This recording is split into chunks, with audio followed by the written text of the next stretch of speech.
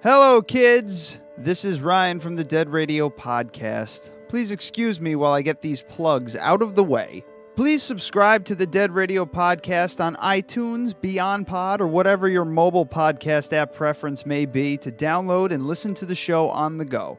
Not sure how to do that? Go to our YouTube page by searching Dead Radio Podcast and watching the lovely video Adam posted to teach you dummies how to figure it out.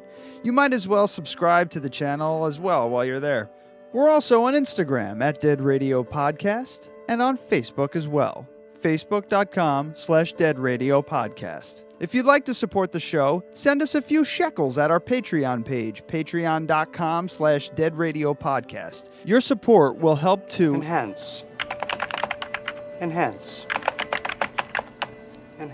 the show and fund future Dead Radio projects like Tim Cop, a live chili cook-off, and a shot-for-shot remake of Never Gonna Give You Up by Rick Astley. We do this show for fun, but as Danny DeVito and Twins once said, well, money talks and bullshit walks. We also share the internets with other local podcasts, so check out Dark Side Records Podcast, Dorkside at Dark Side Podcast, Hudson Valley Legends Podcast, and Hudson Valley Transmitter Podcast. And as always, the Dead Radio Podcast is sponsored by Track 7 Studios, providing quality artistic photography and video services for advertising or events of any size. They will photography anything. And if anybody has been paying attention, I just said the word podcast 13 times. Thanks for listening. Enjoy the show.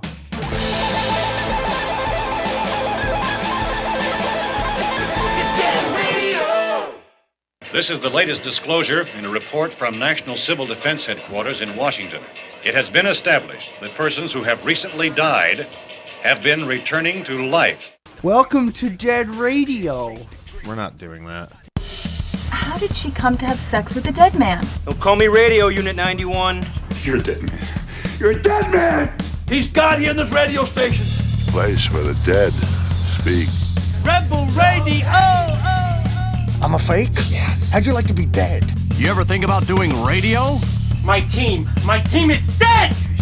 But you're not crazy. You're me. And this is just radio. By the powers vested in me by the Federal Communications Commission, I command you to get on the microphone in a serious manner and continue this broadcast.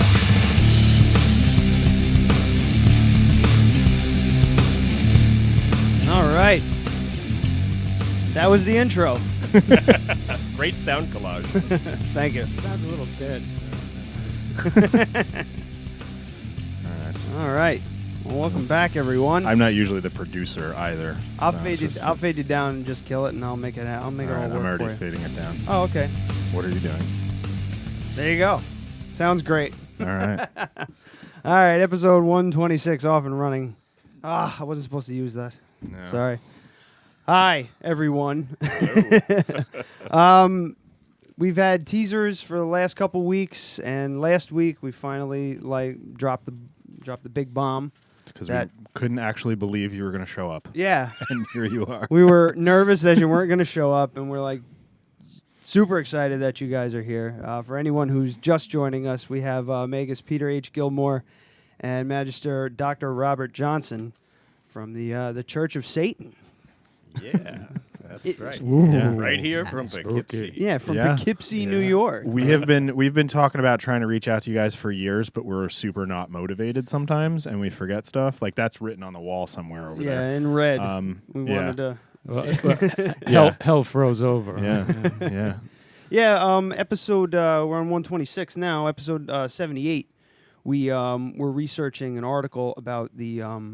I don't know what your affiliation to these guys are, but the Satanic Temple was nothing to do with them. Okay, that's what I figured. However, posers all. Oh, all right.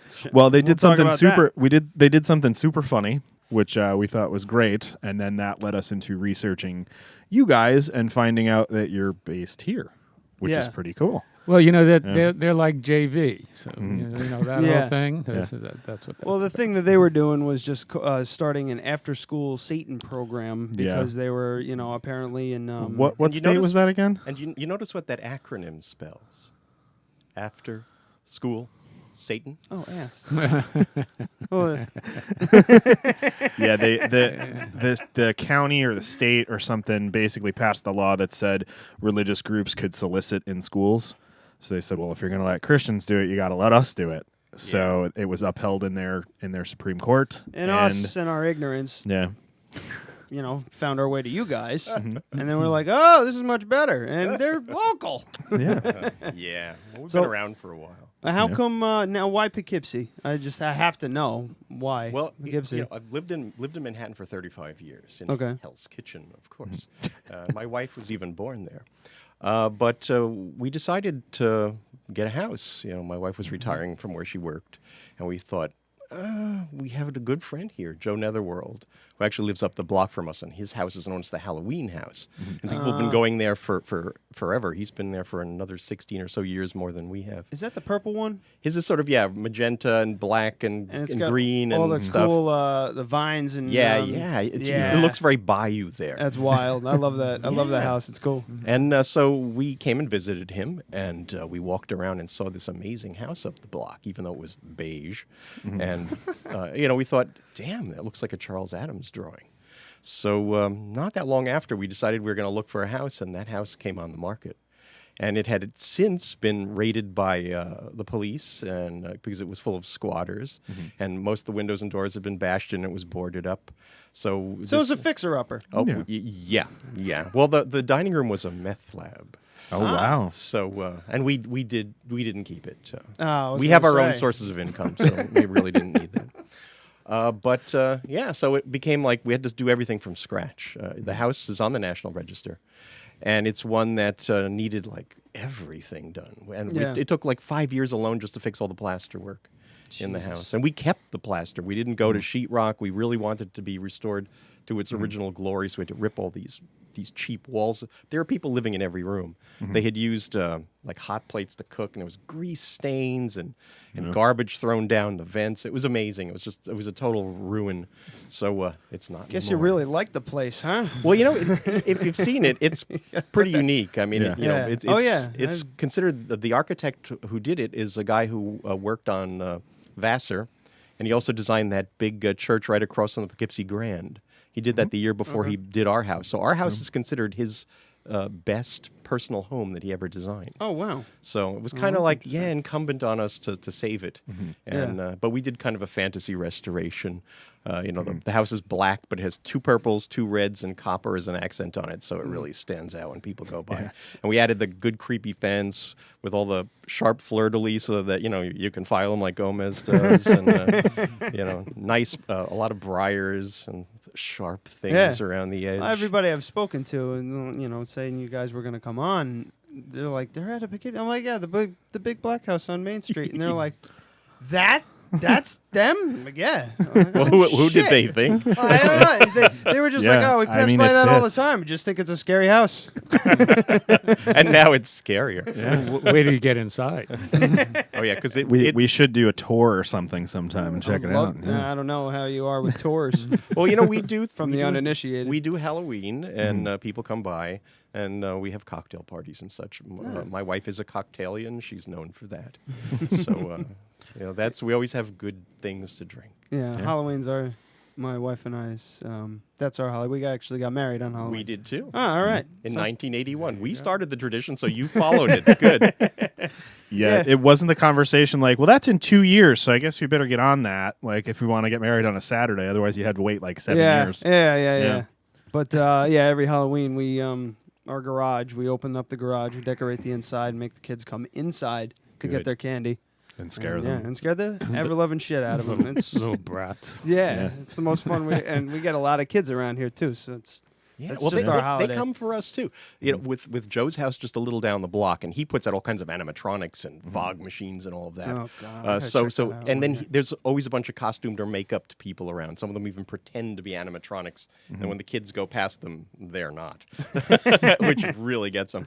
But we get we have to get a ton of candy to give out because people come, they drive to come to our house. It's like suddenly vans are showing up and letting all these people out to just trick or treat. Oh, that's great, because we've now owned the house just as of a couple of days ago for 8 years. So that's how long we've had this presence in Poughkeepsie. Oh man! So That's my direct competition. Yeah. No, yeah, a lot of people that I've spoken to about having you guys on, I was like, oh, Church of Satan's coming in. And they were like, what? And I had to kind of explain that it's not like devil worship. I know you're probably exhausted from talking about this. You know, I listened to a bunch of your interviews and everything like that, but I mean, still there's people out there who have just no idea. Like everybody was just like, oh, is that safe? Like, what do you mean safe? What are you talking about? And that's debatable depending on who the person is that you're talking right. about. Like every person I spoke to, I'd have to clear the air, and they just look at me with this cockeyed stare, like, I don't know, I'll have to research that myself, but they won't. Yeah, of course. No. Well, we call that the fear of the S word, because once you throw that word out there, everyone freaks out. Because they're uninitiated, they really don't know the philosophy, and they've never read the Satanic Bible, right, or any other of the canon of the church. So we're the most fun church there is. We have naked girl altars and all kinds of stuff. Oh yeah, it's more than safe. It's a lot of fun. We went through on the show some of the tenets and stuff, and we were just running them down. I was just like, I can get on board with this. I didn't know, I'm still new to the whole. We that was during our Christmas show. No, it wasn't during that. It was episode number 80. So it wasn't that? No, okay. Canadian Pirates. Oh, okay. Yeah. So we were talking about because of that news story, and then we came across your website, and that's where we got familiar with you guys. And I think we started off like reading off the 9 satanic statements. Yeah. And what is that? I got it here. The 11 rules of the earth. And 11 satanic rules of the earth, and every one of them, it's like, well, yeah, that makes perfect sense. I think I want to be a Satanist. That's right. what we're the most sane religion there is. Yeah, and Satanism is really based on human nature. What Anton LaVey did is said all these religions are based on denying human nature. So we really need to have one that affirms what we are. And humans are animals, but they're animals that can be rational. But we can't get rid of the animal part, and we have to accept that and celebrate it, not just try to repress it and destroy it or feel guilty. Yeah. And he said that there's a demon in man that should be exorcised, not exorcised. And that was the whole point, is to kind of deal with our natures for real. And, it was one of the first religions to be out there and say they accept all forms of sexuality as long as it's between consenting adults. Everything's cool. Like nobody had really done that before. And when you think that the Satanism was created by a guy who was born in 1930, somebody from that era, that he'd have that kind of free-thinking attitude. It was groundbreaking. And not wound up like in prison. Yeah, absolutely. Like to be a Satanist during like McCarthyism times and stuff like that. Like how tough that must have been. Well, it was also propitious timing in 1966. Everything it was freewheeling. People embraced the rebellion of the society at that time. So it was real good timing too, and that's magical. Do you guys see your numbers still growing, or is it? Yeah. Oh, it's never stopped growing. Yeah. I mean, people join and leave because they don't really understand what it is. Sometimes they're thinking. Well, I don't know what they're thinking, some of them, because they don't tell us. They will join up, and then, a month or year or 5 years later, then they send us in a resignation saying, oh, well, it wasn't for me. And we're like, we never really heard from you, so we don't know how you applied this philosophy or not. But the thing is, Satanism is challenging because what it tells each person is to be the best whoever they are they can be. And that's something that a lot of people can't live up to because you can't blame God or the devil. For your you can't thank God for successes and blame the devil for failures, or vice versa. Like, it's all in your head. So if you fuck up, you fucked up. And you have to take that and deal with it and make your life better. And having a philosophy and a religion that basically says it's all your fault. But then if you succeed, then it's like, yay, pats on the back, celebrate you, kudos. It's really kind of this wonderful range, but it really expects people to be fully cognizant of what their abilities are and to find their weaknesses and fix them and to find those strengths and promote them. Right. And there is no devil that we worship. There's no anthropomorphic that was going to be, and I knew the answer to the question, but for the audience I was atheists. going to ask. We're basically atheists. So there is no godlike or demon-like devil that's worshipped. That's hogwash. Right. Anybody believes that's that. the sensationalized kind of it's ridiculous. Emo teenager version of Satanism. It's a symbol of what we do and of being a carnal religion. And you can't get more carnal than Satan. And Satan specifically represents pride and liberty and individualism for us. Because if you look back at Milton and other writers, Byron and the Romantics, they saw Satan as a rebel and somebody who was self-actualized and somebody who wasn't going to submit to tyranny. So for us, and in Hebrew, Satan specifically means adversary. So we are the adversaries to tyranny and oppression and anybody who would try to keep us from being what we are. And that's why it's you got to be somebody with some balls to be a Satanist, because you are going to stand out, you're going to step out, you're not going to follow the herd, whatever that herd is. There's always going to be people around you who are going to try to push you into something. Climates change. When I grew up in the 60s and 70s, coming to consciousness, there was certain kind of things going in the air and what people were fighting in politics. And today we're in this insanely politically correct thing that where you can't really say anything.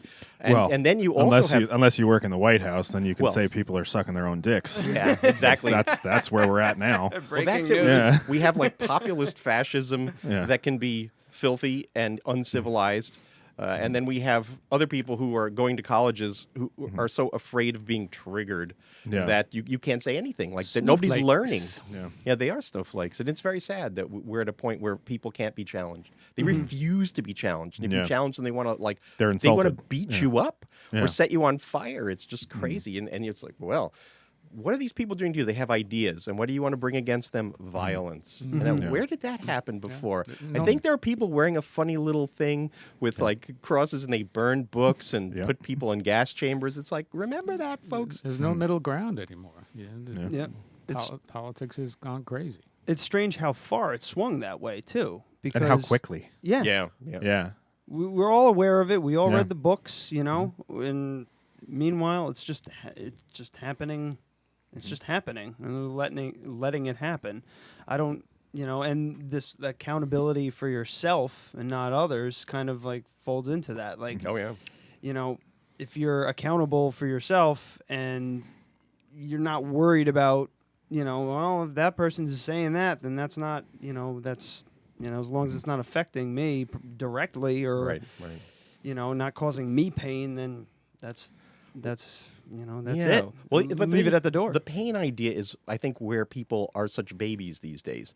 Because if they're offended in any way, they act like they're mortally wounded. Right. And if we live in a real world where we're dealing with like real opposers, like people who would like to put the full-fledged Sharia law on you, or just chop your head off. They don't care about ideas. It's like if their ideas make you cry, well, they applaud.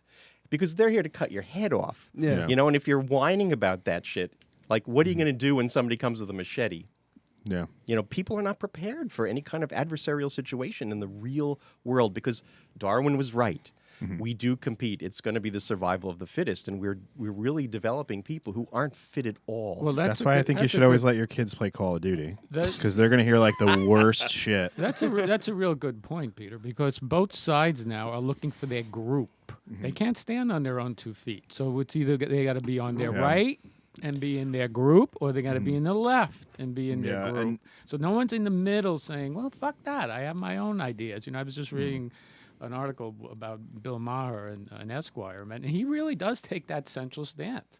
He calls Trump a whiny bitch, but yet, he'll call out some left-wingers as being baby assholes. He called out Obama plenty of times on his show for some bullshit. And so those are the kind of models we really need to look to. And many Satanists, probably all who are card-carrying, are very much like that, independent. We stand on our own 2 feet. Well, we also call it finding a third side, because we find that most of the time society is presenting an either-or alternative.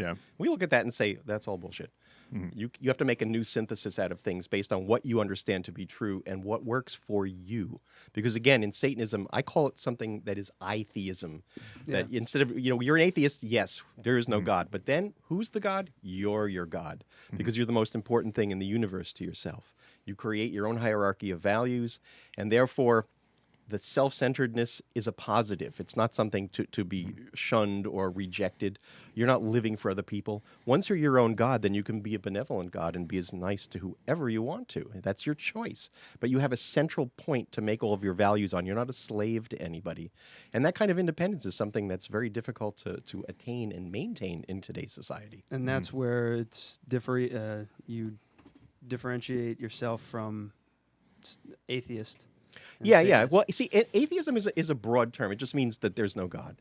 It doesn't give you any then kind of equation about the human species. Right. Because there are atheists who are like socialists and social justice warriors and all kinds of things. And Satanism has a really down-to-earth, carnal, skeptical, materialist, pragmatic point of view. All of those values are in play with us. And that we look at the human animal and we deal with it realistically. We don't sugarcoat. We're not idealistic at all. We just look at what's the reality of what people are and try to live with that and work with it. And it's, warts and all. That's why one of the early things that Anton LaVey used to talk about is that we accept human emotions from love to hate, the whole gamut. And the thing is, love is very rarefied. Do you really love everybody? Do you really get that kind of crazy passion for everybody? No, it's kind of rare. Same thing with hate. Do you really get that kind of passionate hatred for everybody? Yeah. Not likely. So those are your two compass points. Everything else is somewhere in between. But they're all natural. If somebody does something bad to you, does some real injustice, harms you or the people that you love or care for, or the things or principles that you love or care for, then you can hate them or be furious. There's nothing wrong with that. You don't have to ask for forgiveness for that. You embrace it and work through it. Yeah. It's like the guy who stiffed me on my fence. Do you want to mention companies? He folded up his company, too. So there you go. Yeah, it's the basis of psychotherapy, just to let out your anger, deal with it, and fight it off. But not to beat yourself up over it, because there's been always too much of that. And again, in the politically correct thing, like you shouldn't feel like that, and you shouldn't hate, and you have to love everybody. Which is, again, we always find that Christianity was always presenting that to you. Love everybody, love your neighbor. And it was like bullshit. People have to earn your love, and very few people will in your lifetime. And those people you will respect and you will cherish, and there will be passion. And there should be passion. That's something that's important. It's kind of how I've been following. That's just been my compass, not knowing the church or anything like that. Well, you'd Satan. be surprised how many people say that. They say, well, I read the Satanic Bible and it resonated with me. And that's what I've been thinking all along. How many times have we heard that? Oh, yeah. Millions. Well, what's fun is that, often when we do things with media people, because media people have to have an open mind unless it's a Christian media or something, or it's Al Jazeera or something or whatever, you've got some kind of specific agendas you're trying to put out. I don't know that Al Jazeera necessarily does that. They're out of Qatar, aren't they? Are getting in all kinds of trouble these days. But any kind of specific media that is investigative has to have some kind of openness to what they're looking at. And usually the people in them, they may have their own specific, religion and philosophy, but they understand how to suspend that to a certain point so they can look into these other things and explore them and question them with open minds. So Satanism is all about having an open mind and always questioning, because the skepticism is really an important thing. We do not have any faith in Satanism. There is nothing spiritual. We're completely carnal. We think the spiritual is a complete falsehood. It's fiction. So people often find that's really tough to deal with because they want to comfort themselves with certain things. Like, there must be a heaven. There must be somebody to forgive me. Somebody's going to make it all better, or there's going to be a reboot at some point.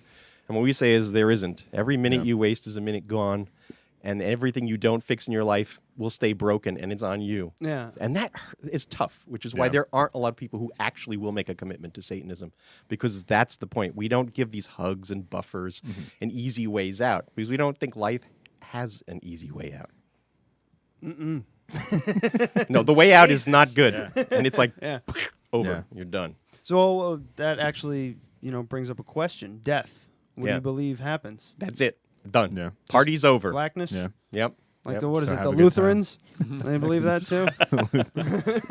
I would say that's the only thing similar to the Lutherans in this whole comparison. So yeah, just nothing.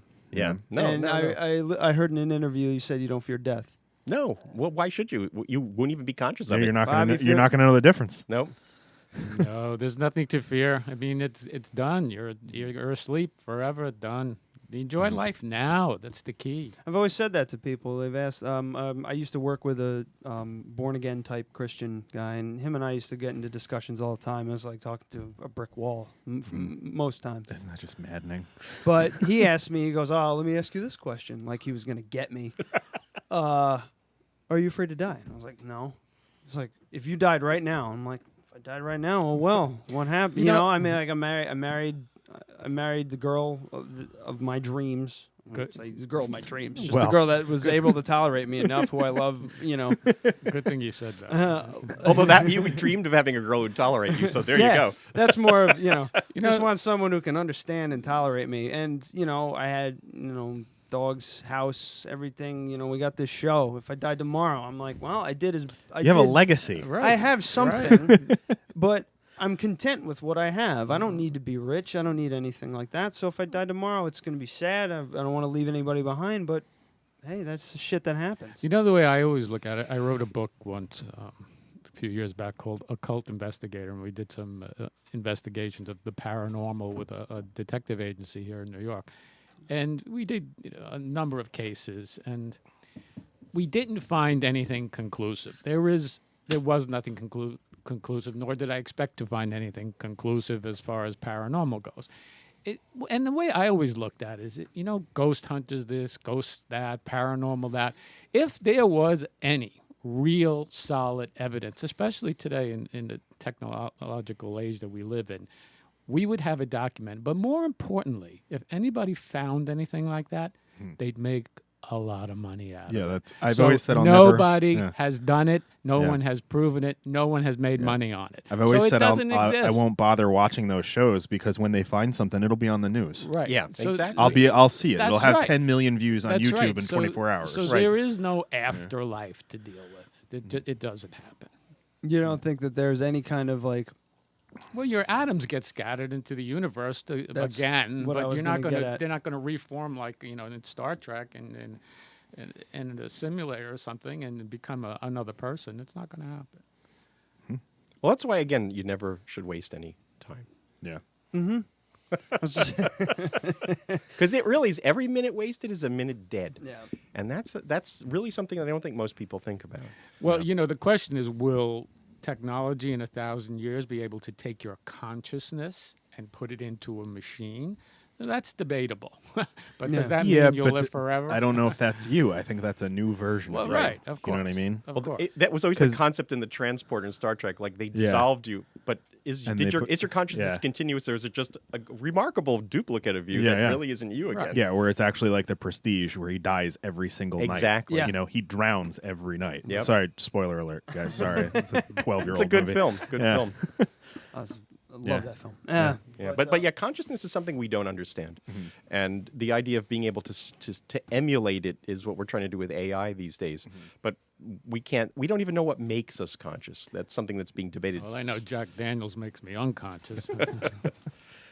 Well, Siri is awful, so we're not there yet. The imagery is what kind of not baffles me, but it's interesting to me. Like, the pentagrams, Baphomet, the nude altars and everything like that. Why that? Well, originally Anton LaVey, who was a showman and he worked in the carnivals and circuses and stuff when he was younger, said, I need to get attention. In the 60s, there was an occult revival going on, but occultism was the usual kind of theistic, airy-fairy kind of bullshit. And he said, I bet I could leverage this in a way that's earthy and carnal and not just this kind of spiritualist nonsense. I mean, he had friends who were police detectives and cops and lawyers and all kinds of crazy circus people. And I mean, he was a lion tamer for a while and kept a lion as a pet. So he knows about like the world and how people behave. So he thought symbols are powerful.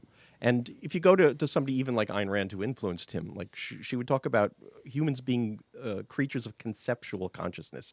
It means that we take all the things that we perceive and we link them together in percepts and then into concepts and then bigger and bigger concepts. So we have hierarchies so we can understand everything that comes in through our senses.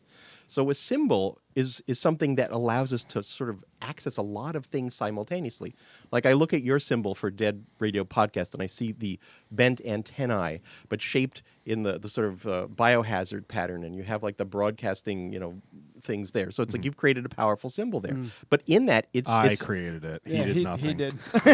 Awesome. It's very powerful. But the whole point of a symbol is that it has all these ideas that you can access simultaneously. You don't have to sit down and think about them separately. When you look at an American flag, I've got like a... See, you're an atheist. Yeah, so yeah, the thing is that any kind of symbol pulls all these aspects with it simultaneously. And so what he did is he looked back and said, all right, Satan means adversary. I want to use Satan as my main primary symbol because I'm setting up an adversary to all spiritual religions, Western, Eastern, Christian, pagan, everything. I'm against it all. And atheism is just a first stepping stone. Like I need something more focused. So he found this symbol on the cover of a book he had that was the pentagram. Where is it over here? Yeah. Or there you go. That has on it, around the circle, it says Leviathan in Hebrew, and that means the dragon of the watery abyss, which was the adversary of God in Hebrew mythology. So he's like, all right, this is good. Like there's the goat, and the goat goes back to ancient Egypt, and it stands for carnality and the hidden force in nature of fleshy consciousness. So he pulls all that together and saying, okay, this is it. And it's going to freak everybody out because nobody used that symbol for Satan before him. It sort of came out of French occultism, and we documented on the website, but it wasn't used in any kind of popular culture sense until he did it. If you watch movies or anything before, and we even have an old porno black mass from like the 20s, and there's no Baphomets in there. There's like 6-pointed stars, and there's all kinds of naked nuns, and we'll have to give you a copy. You'll probably enjoy it. Sounds great. But he really brought that home, that idea, that image, and linked it with Satan, and that became a drama, something that people could look at and be excited by. And then he created the idea of, we all do ritual. We have birthday parties, we have parades, we have all these kind of ceremonial gestures because they have emotional aspects to them. So he said, all right, I'm going to set up a ritual format so it's a way of being spooky and gothic and fun because it's evocative, but also that it's a format for you to release your emotions. But the whole point, too, of that is even though he gave guidelines, he said, do whatever you want with it because it's all about you. Like your emotions have to be released. You have to use the symbols and words that are going to bring the most out, the music that you like most. Dr. LeVay was somebody who was a real expert in popular music, like old popular music from the 20s, 30s, 40s. He knew all of that stuff and could play it. He was a really amazing musician. He could just play it out of his head. And he also knew some classical music, too. He was pretty well studied in that as well. Whenever I'd go visit him, he'd practice that up and play Liszt and Wagner and Beethoven, and I'd sing along with some things. We'd have a lot of fun with that. But that was really a way of everybody had to pick their own music because like younger Satanists come in and some of them were the stereotype like the death and black metal and whatever. But then there are Satanists who like minimalism and who like very light popular tunes. But if they have some kind of sentimental value, that's the thing that keys off of them and makes their emotions work. So you could use any music or none at all in your rituals because it's all about you.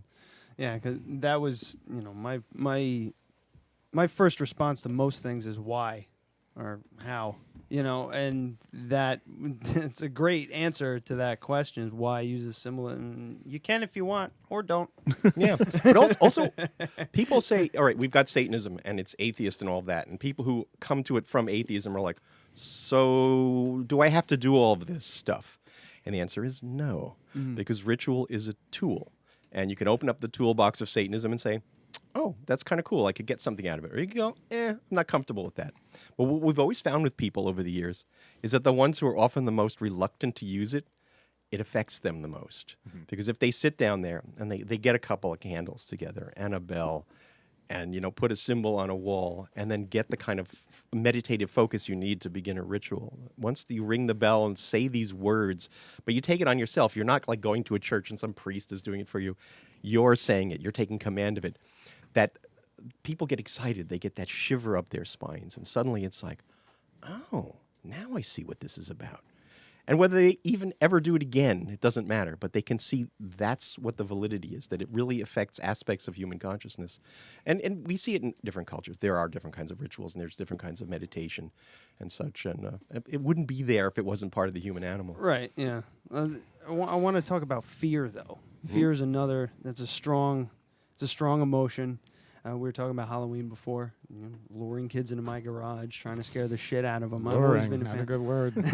luring in kids in the same sentence, not a good thing. It's only okay on Halloween. That fear that strikes people, like I've always found fear, scary movies, that kind of dark imagery and everything like that, more fascinating than like I like when my pulse races when I'm scared.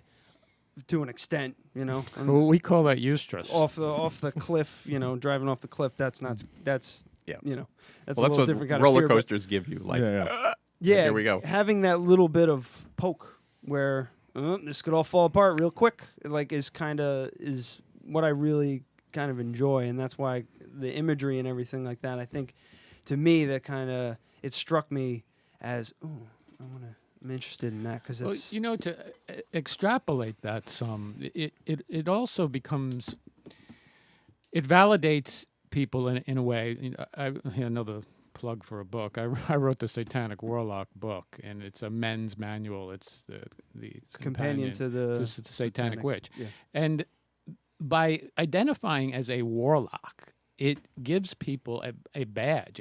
It tells them who they are, and that boosts confidence, because they a lot of people who don't really know who they are or are kind of floundering in their own personality grab onto that and say, oh, that's what I am, and that subconsciously boosts their confidence. So there's another method, and there's another benefit to all of the symbolism.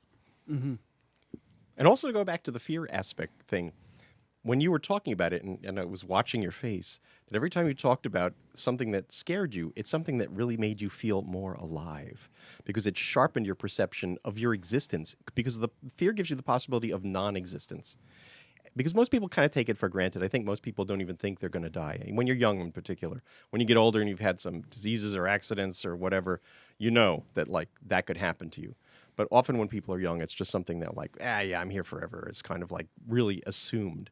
So that the fear part, at whatever age you are, is the thing that gives you that sense that, there is an edge here, and I do have to worry. And it heightens your perceptions and sensibilities, that it makes you, it's like like salt and pepper or spices to whatever that you're doing. Suddenly everything is much heightened. Right. And that's why everybody likes it. I mean, everybody likes to be scared. I'm not even just talking death. I'm just talking stressful, a strange new situation that you don't have complete control over too. Like that the other thing about it was control over yourself. Mm-hmm.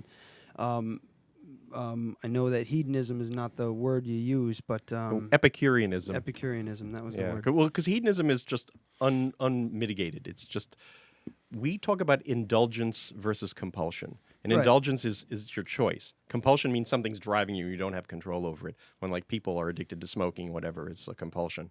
And for us, it's no, it has to be a choice. It has to be something you control, something that you dip into. It's there's that box of chocolates. Which one do I want? You're not forced to eat them all. Pick whichever ones you want. But have that kind of control over your life. And that's an important aspect, not to be compelled to do things, but to have that control. Because if everybody did whatever they wanted, everyone would be on heroin. Everyone. Well, I don't think I'd agree with that, but well, if there were no, if you thought about things like there are no consequences, and you don't have to, you're going to indulge to whatever degree, right? Right. Well, that's why we embrace the social contract, because we don't live by ourselves. Humans are social creatures. We have various tribes. The tribes keep being organized into bigger tribes. Cities, states, nations, the globe. And all the different varying cultures and who identifies with what. So because of that, we have to then think about how we're fitting in and where we're going to take ourselves. How are you going to guide yourself out of that by understanding your place in the skein of existence. And therefore, you have responsibility. You can't just do anything because it affects people around you. What's funny to me is that I always think about Christians who will always say, well, if there's no God up there to punish you, They don't always say that part of it, but if there's no God up there, like that guy I was talking about before, he brought that up. Literally said that. If there's no God, then what's stopping? Yeah, why you aren't you raping me right now? And it's like, well, dude, you're not hot. You know, because you'll go to jail. That's one answer. Yeah, but that's the thing. But it's also, I think they really think that everybody is scared into behaving, and that it isn't a personal choice. Like we think that, all the people that I know and deal with are people that doesn't matter if there are no laws, they treat each other equitably because they choose to. And that you can do that, that we're not, even though we're animals, we're not out of control. We're rational animals. Yeah. But those people who need that kind of, whip put over them, I worry about them. They're the ones that have the problem. Yeah. I've always seen that as a weakness to me. Like just absolutely. needing something to get you over that hump. I wanted to talk a little bit about addiction because I've people that I know that have addiction issues, and my co-host, for instance, that I lost my train of thought. The addiction part with the using some AA or whatever, not AA, but some recovery programs. Yeah, well, there are using God secular as a- ones. There definitely Yeah. are secular ones. And that's why we also direct a lot of people to atheist organizations, because they have set up things like that. Yeah. And it was hard. It's not. It's pretty rare. At least it used to be. Yeah, But I'm sure there's more now. if you look online, you'd be but- surprised that, Yeah. that Okay. they may not be everywhere. Like, 'cause every church is pulling that kind of nonsense Yeah, because they did- want to suck you into God. Yeah. Did they hear? Did you? We talked about that guy who went back. He went to jail. He was in jail. He had multiple DWIs, and spent 6 months in prison because of it. And when he got out, it was mandated that he join Alcoholics Anonymous specifically, and he couldn't complete the program because he refused to accept God. Right. And they sent him back to jail. Wow, that's Yeah. that's something that you'd have to get the ACLU involved, Yeah. because that's just nonsense. Yeah. And it is growing, that there are options and that they're accredited, and actually I think in many cases are probably doing better than those things, because Well, because you're just trading one addiction for another. exactly. Well, that was Yeah. the old Cheech and Chong line. You used to be all fucked up on drugs, now I'm all fucked up on the Lord. Yeah. Really, is that a great alternative? Yeah. I mean, it's certainly less destructive, I guess, for you personally, for some people, but it's still, you're still trading one problem for another. That's Well, like, yeah, and it is that's a like problem. chewing nicotine gum for the rest of your life. It doesn't make any sense. Also, the idea that if you get into that kind of heavy-duty religion, that you're going to start forcing things on other people and making their lives miserable. So that, you might have been making their lives miserable one way beforehand, but now you're doing it in a different way. Yeah. Have you seen addiction issues within the church? Yeah, definitely there are people come to us who've had those problems, and they find that when they really start to take command of themselves, they look back and they use Satanism as a strong point to fight the addiction, because they say, no one else is going to do this for me, and there's certainly no God to help me on this, and I look to my friends and my family and people that I can trust to help me gain a kind of measure of myself again and move forward. I mean, we've talked to people over the years and seen them, like the people have fought through that, and it's brave and wonderful, and they do. They don't need God. They don't need some kind of rote program to reprogram themselves, that they can work to do it. It's not easy. I've definitely seen people do some really struggles to get through that kind of thing, but it's heroic when they do, and it's very heartening. Yeah, I can definitely see the personal responsibility having, because I left religion when I was very young, because I never believed it. I was going through the motions, and then I finally was like, I'm not doing this anymore, guys. To my family, who weren't religious at all, they just didn't want their parents to yell at them for not sending me to church, and that always seemed insane to me. We have to go to church because your grandmother's in town. Why? Why are we doing that? But it was just, I Give felt Granny like, some gin and stay home. I just felt like people people that were very religious were wasting a lot of time asking a figment of their imagination to help them. You know what I mean? Yeah. That's like buying lottery tickets. It doesn't make any sense. Should have had you guys in for our Moss Spectacular. Yeah. We every year on the solstice we do a Moss Spectacular, and it's keeping Christ out of Christmas. Oh yeah, well that's something I always say. And we we huddle around. Say with our no to the friends. Nazarene. The opiate of the masses. That's what it is. Yeah, absolutely. The best way. I mean, everybody likes presents, but let's keep Jesus out. It's of that. gotten to the point where I'm like, I come December. After Thanksgiving, I'm done. I just want to check out for the next 3 months. I don't even care. It's just the commercialization of it all and just the hypocrisy of everything. It's taken me just completely out of any kind of positive, vibes. You have to well, you pull need, out you're, what you you're want. brave. You need to be brave to make that decision. Oh, for Christmas, everybody's, going and this person, that person's, doing the whole thing. My wife and I, we just go out and get sushi. Like, we don't do anything. We just go out and we see a movie, we go get sushi, and we go home. And then that's our day. And everybody thinks that we're nuts. But meanwhile... No, that sounds good. What's wrong with that? Yeah, a lot of things. Getting married on Halloween was a thing. Yeah. It just... Well, when we got married on Halloween, 36 years ago, nobody did that. And we did a Halloween party, and we had a justice of the peace because there was nobody else around who would do that for it and formalize it for us. He got married by a gay man in a costume. Yeah. Awesome. He was dressed up as his headless horseman, and he took $50 of his own money and became a minister.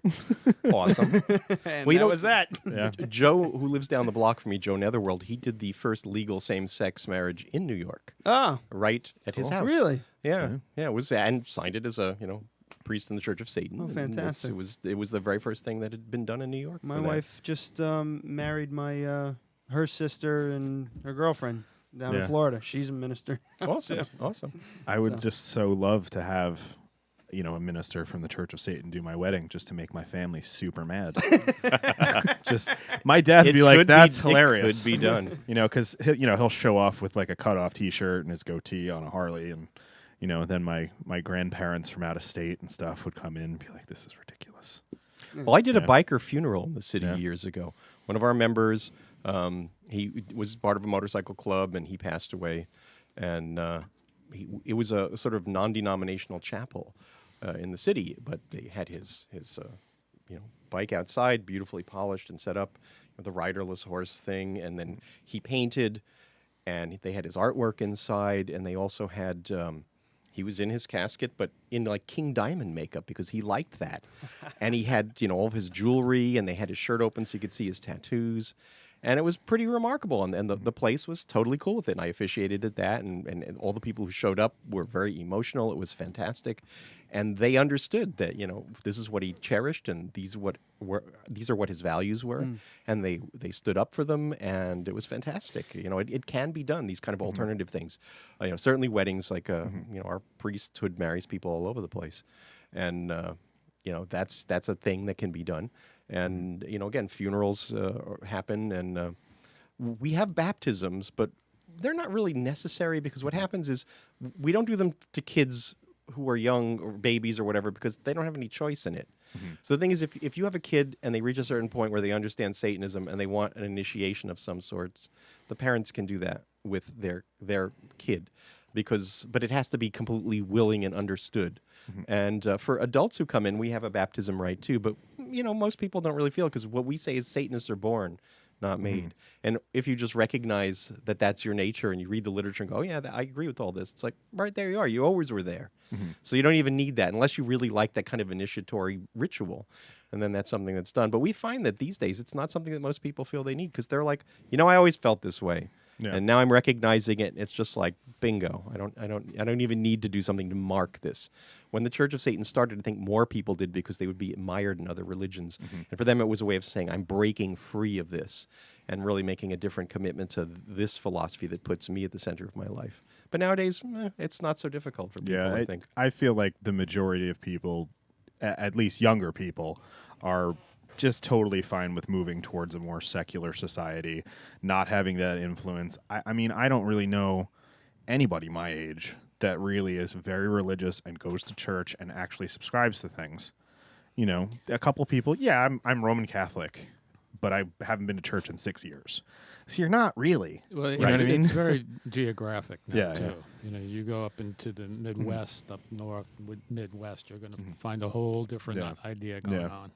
Yeah, and I think a lot of it is, I do notice it more in more liberal areas, and where we live is extremely liberal. I'm not going to say, I guess I could. Better educated people tend to not be as religious. I think they've actually done surveys that really do show that. Yeah. So yeah. But I've also seen things in my life where you know somebody with an accent that you can't understand at all. They're from a very poor area. You know, they're not as well educated, and I think that a lot of those things come down to it. And when people are well educated and in, you know, a safe place where they can grow as a person, they might not need to latch onto those things. They're not wishing for things as much. I better get me some education. Yeah. Yeah, and, you know, I think it comes down to back to that thing where you're spending a lot of time asking a figment of your imagination for things, you know. Maybe if you aren't want for things like healthcare, you might not have to do that. Yeah. You know. But what we found too, though, it's kind of interesting that there'll be people who might be brought up with religious people around them, and they'll always feel they're out of step with it. Yeah. And they might not have a great education. They might not be exposed to a lot, but they just know from the start that they are not part of what's going on around them. Yeah. And that's why I always say that Satanists are a meta tribe. Our kind of people who are born that way are not the most common people on the planet. But when they happen, they see that they are not part of everyone else, what we call the herd. Yeah. And what we define Satanists as, we call ourselves an alien elite, because we're alien because we're alienated from most of the herd culture around us. And we're elite because we're the ones willing to step up and say, no, I'm not part of that. You know, have that bravery to say, I'm going to take a different route. And they really come from all over the earth and all these different cultures. It's kind of amazing that, especially, you know, I've been running this organization since 2001, and finding that as you know, my book's been translated into 7 different languages, and the Satanic Bible has been into about 12, I think, and people just come from all over the place and they read these things and go, that's been me all along, and I never knew how to label myself. And I know that I can be part of this. There are other people like me. Doesn't matter that they're in other countries. They might not be close. I mean, we get people from the Middle East who, you know, who've been like raised in believing Allah and doing all this crap, but they didn't. And they had to be kind of quiet about it because they might not survive. Yeah, you weren't.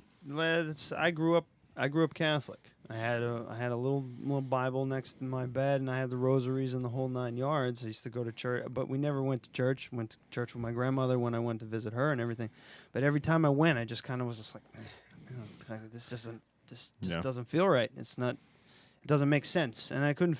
But I still followed it because I didn't want my. Yeah, it's what you do. You don't want to get yelled at. Yeah, I didn't want to get yelled at. I wanted to make sure that, you know, I didn't the devil and all this nonsense. But finally, I don't even know when it was. It just slowly, finally, just decided that I just didn't want to pay attention anymore. And finally, one day, I just said, "Fuck this! I'm just gonna do me." Because you aren't afraid anymore. Yeah, it's all fear-based. Yeah, yeah, and, that's and the for thing. me, I went years saying that I was agnostic, which I think is kind of. I now feel like that was just me. It's a half measure. You're you know? preparing the way. Yeah, and then one day I was like, you know what? No, and I've always said I'm not anti-theist. I'm not going to judge you for your choices, at least not out loud. But you know, you do whatever you want. Just don't push it on me. That was the whole thing. So if you want to be religious, that's fine. But if you're going to come at me with all those things, I'm going to come at you with facts, and then it's going to be a slightly different conversation than you were hoping to get out of it. Right. See, you're really following the same path that so many of our people do. Yeah. It's exactly that thing, that they really, you know, the agnosticism thing. We still get people who approach us on, well, can I be an agnostic and be a Satanist? And I'm always like, why are you an agnostic? Yeah. Have you not really examined this question? Because Satanism is a faithless religion. And that agnosticism means that you have a faith that there could be something like that. But they don't even want to take it to the aspect of, well, it could be like an elephant on a platform, with angels dancing around. How fucking cool! Like, Yeah. or I'd pay a dollar to Marilyn see Monroe, that. like, Yeah. the universe is on her bosom or something. Yeah. Like, that's not real. Damn, well, don't yeah, tell people. I mean, like for me, the only thing that like I do wish there was an afterlife, but I feel like that's not very likely. And there's tiny little bits of scientific evidence that show there might be a little something, but I kind of highly doubt you're going to be a sentient human somewhere else. Right. But that that's more of like that'd be nice. I don't really think it's true though. Same guy. I'm gonna keep going back to this guy because You can say his name. It's fine. and his name was Drew. We used to my old job. I used to be on the road a lot, 2-hour travel here and there, and it'd just be him and I sitting there talking. And religion would always come up. He said to me one time that if the whole world followed Christianity, a Christian belief, then we'd all be better off. Yeah, This is because they almost would have. like this Yeah, fucking because they'd kill off 70% of the Well, population. no, like not they even used that. to. If everybody has the same mentality, then yeah, of course, it makes sense. But if everybody was were pagan, same thing. If Well, everybody was Satanist, same thing. It just The argument I've heard all my life is, there are no atheists in the foxhole. So that's where you start to get into real serious debate with people. When people are faced with death, face to face, when in a minute you could be gone, you're having a heart attack, you could be gone. That's when you really know. Then again, that's a function of your bravery. I mean, that's a function of you having conditioned your mind to an extent over your life to understand, I have to live life to the fullest, and if this is it, I did my best. And there are many Satanists in the military. Yeah. So there's plenty of Satanists in the foxhole, and they're usually very well trained and have no compunctions about killing the enemy. So they're good to have at your side. can we talk about old Nick a little bit? We can talk about old Nick as much as you would like. I'm eyeballing this. We're having this conversation about the church, but you're here with the magazine. Yeah. I'm reading here. I bring the girls to the party. Smoking and drinking, advice, ADD, vice, a cigar and port wine primer. That's what caught my eye. I was like, Again, it's indulgence, it's Epicurean delight, and this is what we live for. I'll give you a little history about how Please. old Nick started. In 2006, we had quite an event in Los Angeles, 6606, and it was a major event for the Church of Satan. And in preparation for that, my background is in journalism and magazine production. I worked for High Society and Cherie magazine and Playboy, so I've got a long history on that. So at the time, I was actually working for Playboy, and I said, well, what I've always wanted to do is to create something that appeals to both of my most important things in life, and that was the magazine business and the Church of Satan. So I said, well, the magazine business, of course, that I'm involved with now is about porn. So let me create a Playboy with horns. And that's what I did. It was really done as a lark. For the membership that came to LA, we had quite a number of people there. So I put this magazine together, and I said, well, I'll borrow some Playboy ideas here and make it the only magazine that is decidedly of interest to those with a dark bent. And Satanism is a part of it. Wasn't endorsed by the Church of Satan, but it certainly was influenced. So that's how I created Old Nick. And Old Nick is a euphemism for Satan, the devil. The response was overwhelming. People just said, wow, this is so cool. No one has ever done this. There's no other magazine like this. And the rest is history.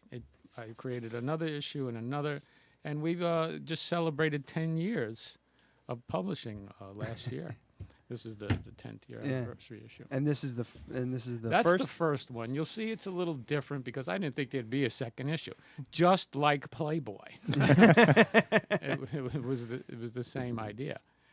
And all of the things that appeal to men, and it is a men's magazine. Some women enjoy it, but it is a men's magazine, and it does touch upon all the things that make life worth living. It is the cigar smoking and a good drink and having a good time and travel and all of that good life stuff. And also I peppered it with satanic wisdom, satanic philosophy, satanic thought, because that's what it is. We are the most carnal religion in the world, so it fit perfectly. It was just a propitious combination of things that at that moment at 6606, and it just gelled. It was another one of those magical moments in our history of the Church of Satan. It was wild. I haven't, as the first time I've heard of it was, when you guys were coming on. I haven't had a chance to really rifle through them. Well, sure. But now we have them, so.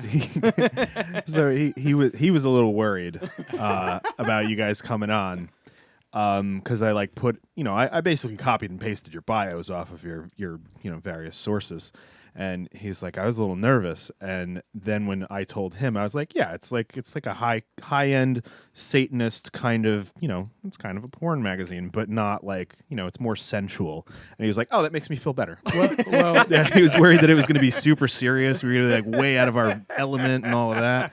Interestingly enough, over the years, it has grown out of the realm of people who are even interested in Satanism. I mean, I could probably safely say thousands of readers who really are just kind of on the edge of Satanism or are curious about it because of, we subscribe to something called the law of the forbidden.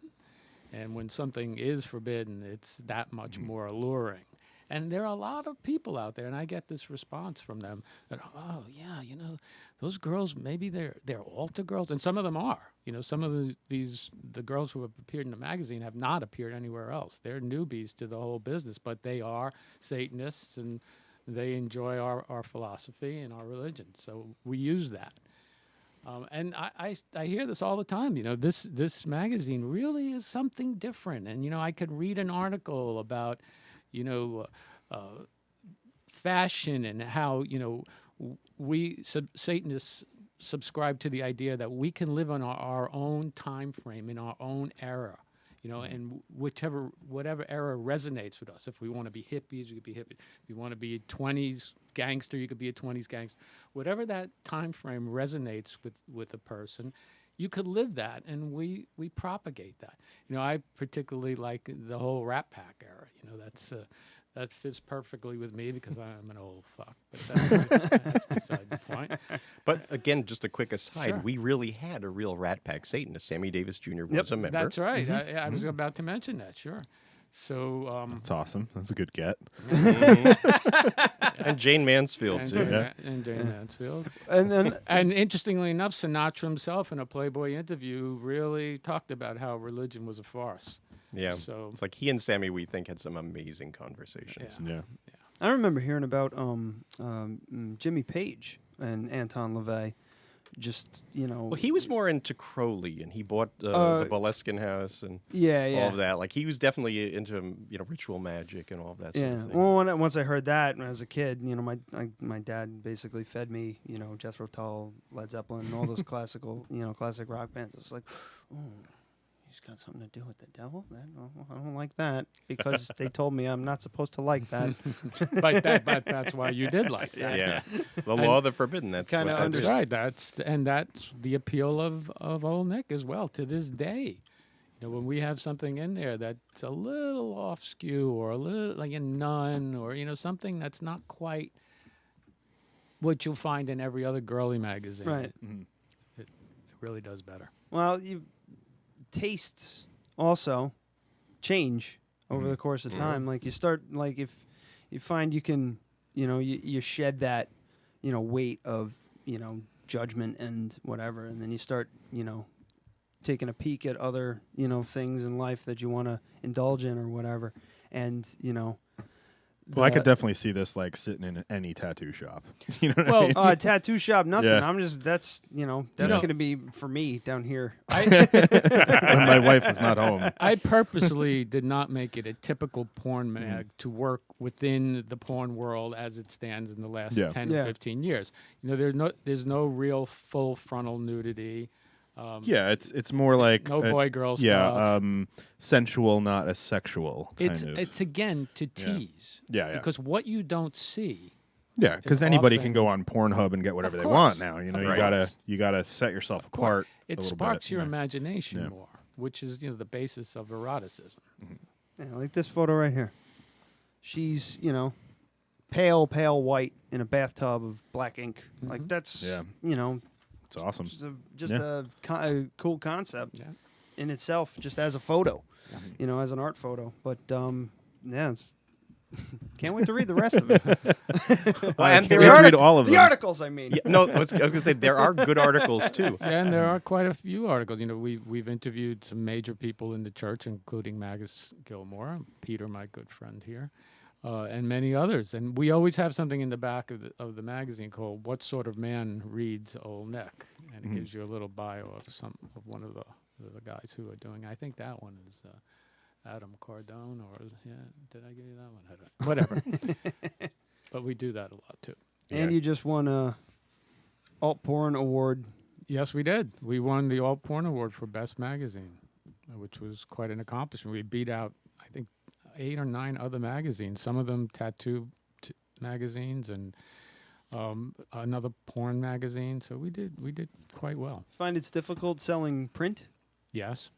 Do you guys have an online presence though? I'm on the site. I checked out the site, but you got to be like a member, right, to really see a lot of stuff. Yeah, it's kind of an antiquated thing, so it's evolving, and this is going to be. I'll give you a little heads up here, some information that other people might not know yet. But Dead Radio exclusive. It's an exclusive. Old Nick is going to be part of the new Satanic Warlock site. Okay. So from the book, The Satanic Warlock, we've decided to develop this online presence, which is going to be a hub for satanic men or any man who's interested in lifestyle kind of things, some sexy stuff, advice, things like that. And Old Nick is now going to be part of that whole website. So every issue of Old Nick will be archived on that site as well. So members who join the site will have access to all of the publications. So cool. That's sort of a side answer to your question. Is print difficult? Yeah, it is. People don't want to pay a lot of money for a print magazine anymore when they can get it digitally. But we also have a digital presence at skinmags.com with video. So you can get it there too, and that'll continue. But it's not so much the product itself. It's not so much the tangible product, that it's the idea. And the idea can grow. Things have grown out of Old Nick. We've done shows. We're going to sponsor some new things, seminars. So along with Satanic Warlock. So Satanic Warlock sort of grew out of Old Nick in certain ways. Because what I was doing in Old Nick originally was entertaining men. And that meant sometimes giving them advice or giving them knowledge or imparting Church of Satan philosophy to them.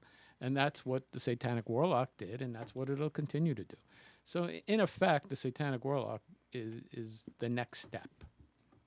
And Old Nick will still be part of it. What about the satanic witch?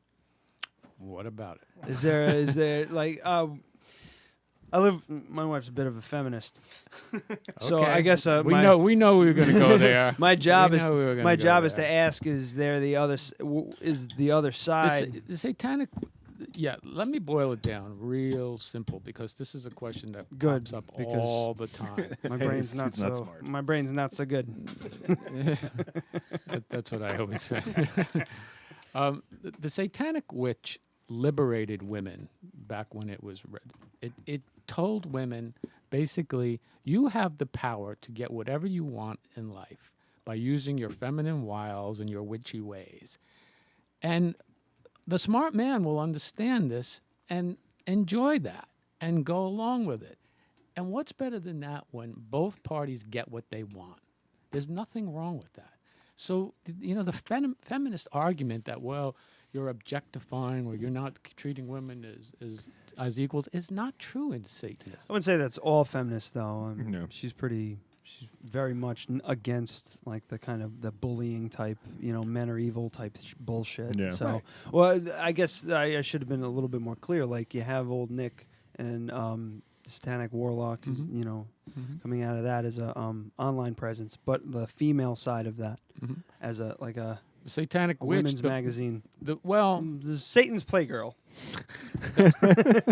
there is something that the girls did, didn't they? Yeah, they did. We actually had some of our witches were doing a magazine.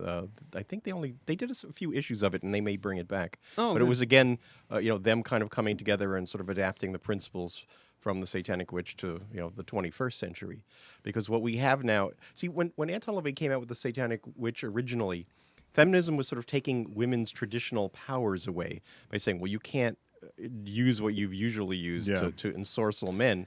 And they were like... There was sort of like a desexualization that went along with it. Exactly. Yeah. And so he said, no. You can be as powerful as you want. You are men's equal, if not superior, in most cases. Yeah, you can be sexy if you want to, but you should Right. also be able to vote and do all Exactly. of those things. But don't feel that you have to have that taken away from you.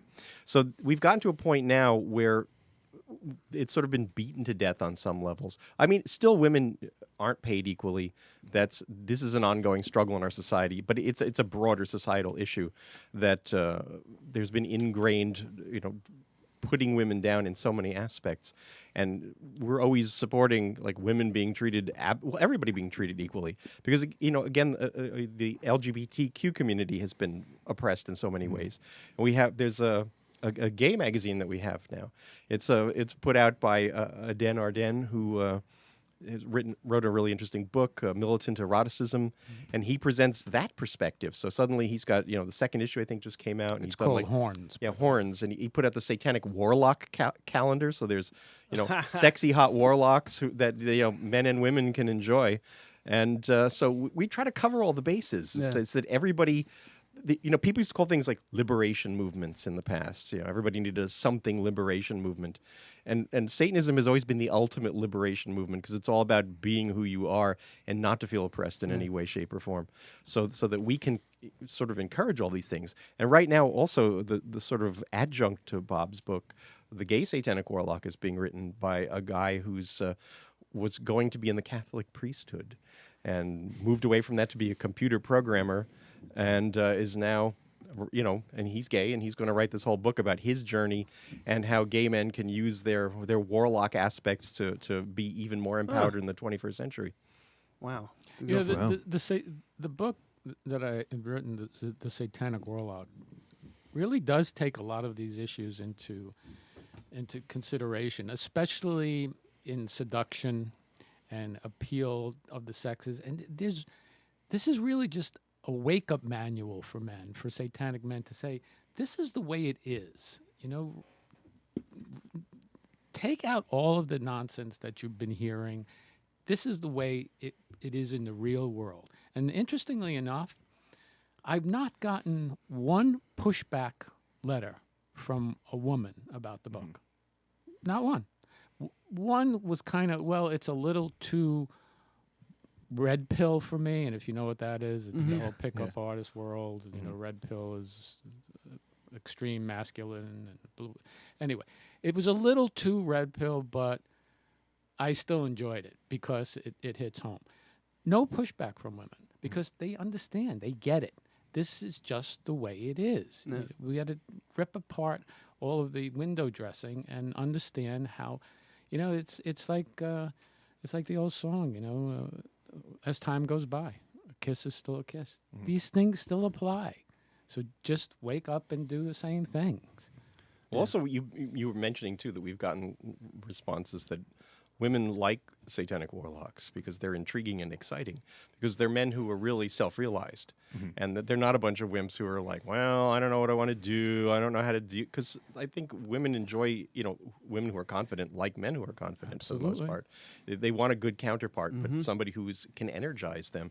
And I think his book can help a number of guys to do that, to find a different kind of focus, or to try something different, because there are different kind of archetypes, based on physical abilities, shapes, body sizes, but different class kind of things that you might play with, something more rock star oriented, something more like blue collar. There's something very sophisticated, or something even like piratical. There's all different kinds of archetypes that can be employed, and it could be exciting to a guy to say, I kind of like that. I've never tried that before, so let me go with that and see if that, and see what kind of response I get. You might get somebody laughing at you, but then you might find some other ladies following you home, So it's kind of like, because again, if you don't know all the aspects of yourself, it's a guide to help you explore those and to not leave things unexplored in yourself. Right, and it really pushes forth the idea of confidence. Confidence is the key. Confidence is the key to everything. And, very simply, confidence is just practice, being expert in something. If you're driving a car and you've never driven it in the rain before, and you drive, you're afraid to drive it, and you drive it in the rain, and you get back safe. You drive it in the rain again, you're back safe again. Drive it in the rain third time, you're driving with one hand. That builds your confidence. So that's the cornerstone of what warlocks need to do. The way I describe it in the book, it's the warlock self that has to be developed. And by the same token, it's a bitter pill of reality as well. I have something called the satanic masculinity meter in there, which is basically a chart with the different types of women and the type of men who can get them. We all hear, well... I would love to, put you on that and just figure out where you're sitting. Well, that's going through my head right now. I'm like, I want to take that test. Right. Well, it's pretty much saying, if you're rich, famous, you can probably have a Victoria's Secret model. If you're taking the bus to work with a brown paper bag, lunch... Work at a coffee shop. You're gonna date the girl in the bookstore. What if you ride a bicycle and work at a coffee shop? Yeah. Good luck. You're lucky. Good luck. But I'm not trying to say it's impossible for men to overcome this. You can, and there are exceptions. We have something in the archetypes called the everyman, who is not that, but somehow he has some other power. His humor, his intelligence, it can happen.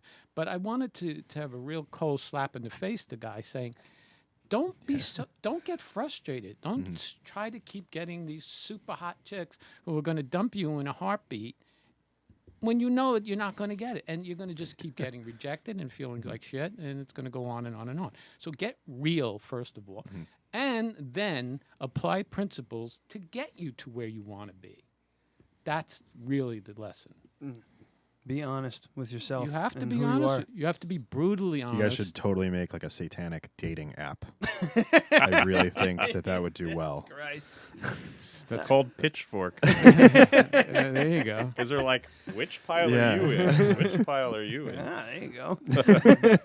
Instead of swiping left or right, you swipe down. That's kind of that's kind of what we base this show off of, is honesty too. Like there's when these mics go on, I try not to hold back, and in that it translates to life too. At the same time, I find that if I'm trying to put on a face or I'm trying to act a certain way around a group of people where I'm not comfortable, if I have anxiety around, if I try to put on a show, it doesn't go over well, and I fall apart. You can't bullshit confidence. No.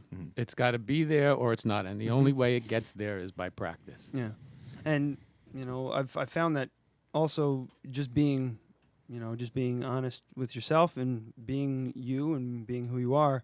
And bobbing your head in that weird way. Yeah, You're just doing. What are you well, doing? but you see right here, you're demonstrating what's going on. Your confidence in what you do. But it that translates into confidence for me, at least. Right, when I see somebody who's just not afraid to be who the hell they are, that that kind of pumps me up too. So I get excited and I want to join in with them, and their passion or whatever. But that's.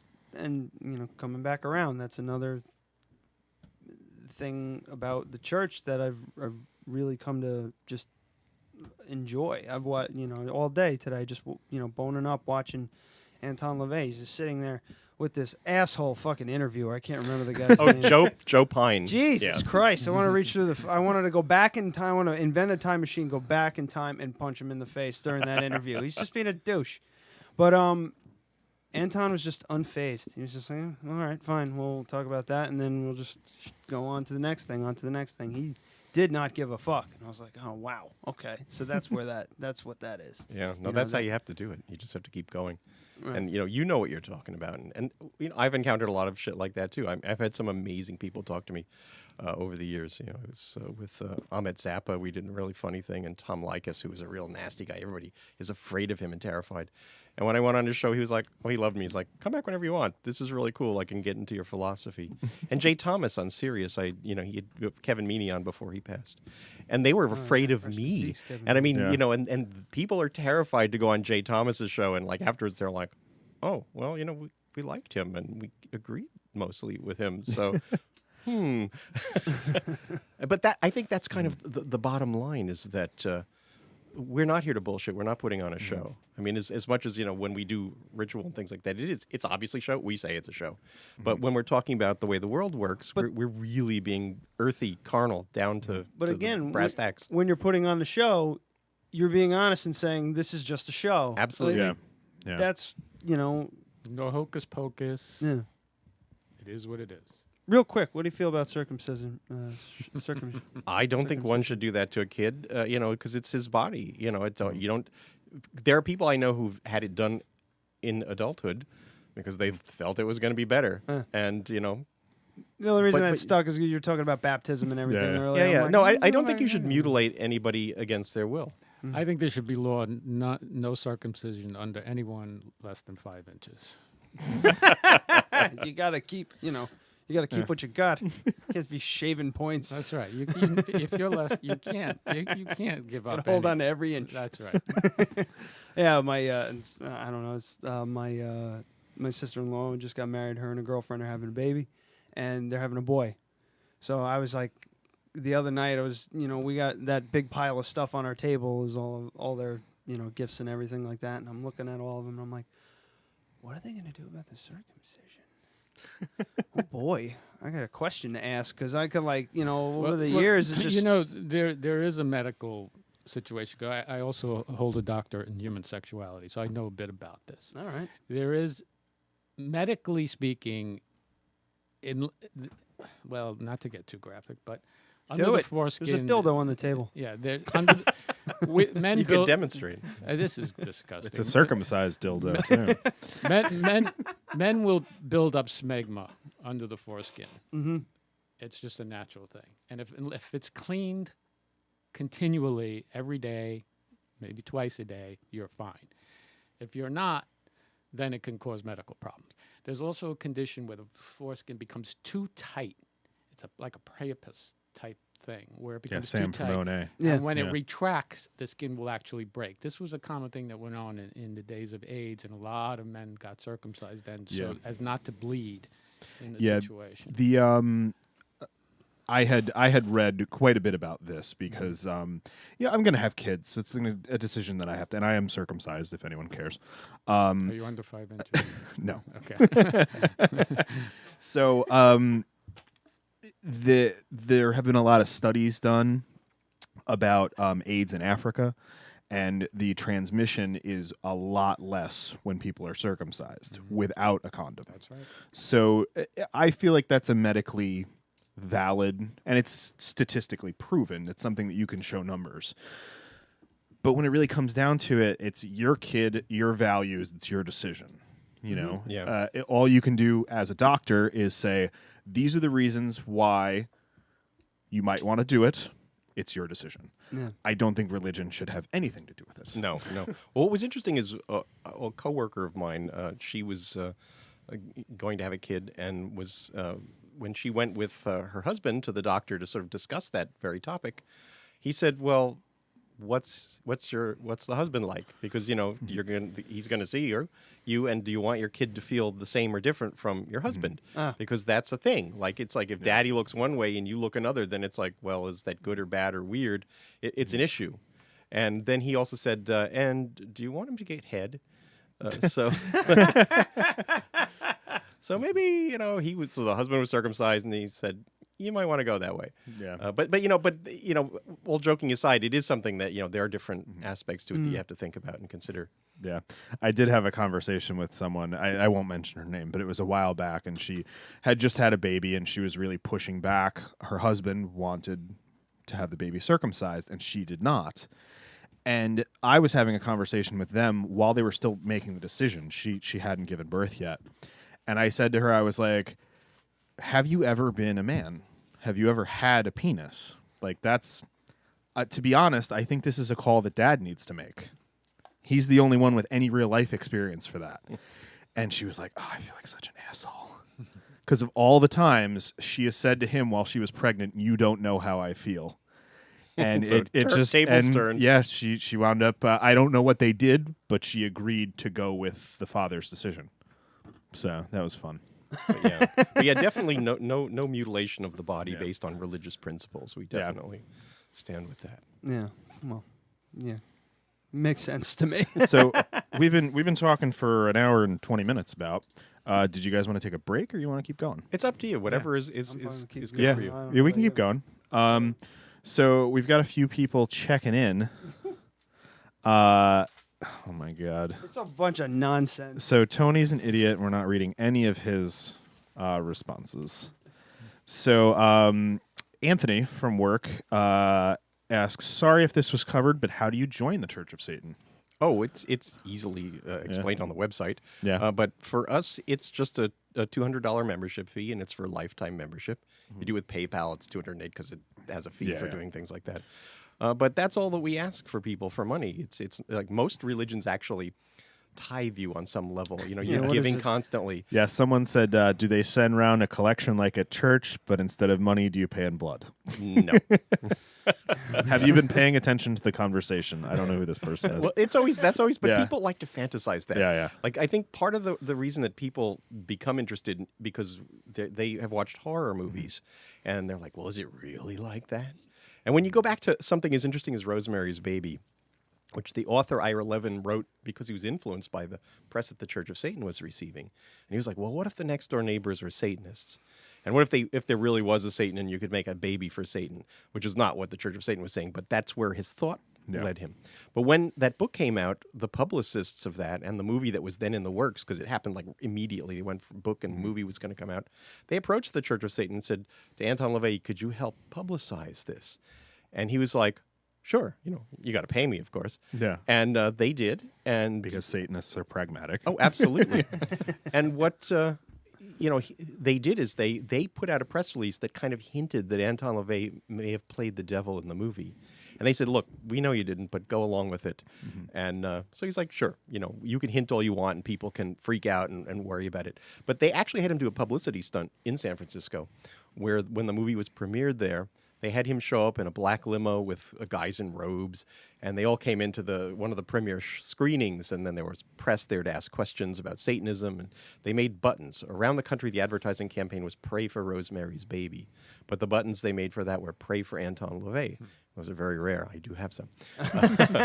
But the whole point is that years later, people tried to say, well, Anton LaVey tried to piggyback on that and somehow was lying about this. And we have all the correspondence. So we know exactly what went on. And it was like, no, they asked him to help publicize it. They actually suggested that, asked him to go along with it. And he's like, whatever you want to do. You're paying me nicely. This is fine. But the book was influenced by the Church of Satan quite clearly. When did that? I'm trying to find out when Rosemary's Baby came out. Oh, that was in '68. Okay. So, could that have fed into the whole Satanic Panic thing? Well, that was much later, and what started the Satanic Panic were Christian evangelists trying to drum up this idea. Right. Like first, there was Michelle Remembers, where a guy hypnotized a woman who later became his wife, and she started to say that a group actually called the Church of Satan had been for years molesting her and mutilating her and abusing her. And the Church of Satan and Anton LaVey sued them and got them to take the references to the Church of Satan out of the book. So it's like most people don't know about that. But that was like the seminal book, this idea that there was some kind of hidden group that was taking people in against their wishes and doing terrible things to them. Right after that, this book came out called The Satan Seller, a guy named Mike Warnke, who was an evangelical Christian. He had also been like a really messed up drug user, and he started to say, well, there's this satanic cult that's much darker and scarier than the Church of Satan, and they're global, and that they actually have demons that will teleport you, and they do rituals where they cut off, you'd put your finger down, and they'd cut off the end of it, and everybody would eat your little fingertip. And it was just nutty stuff. How many people is a fingertip going to feed? Yeah, but people ate that up, especially the Christians. And no pun intended. Figuratively ate it up.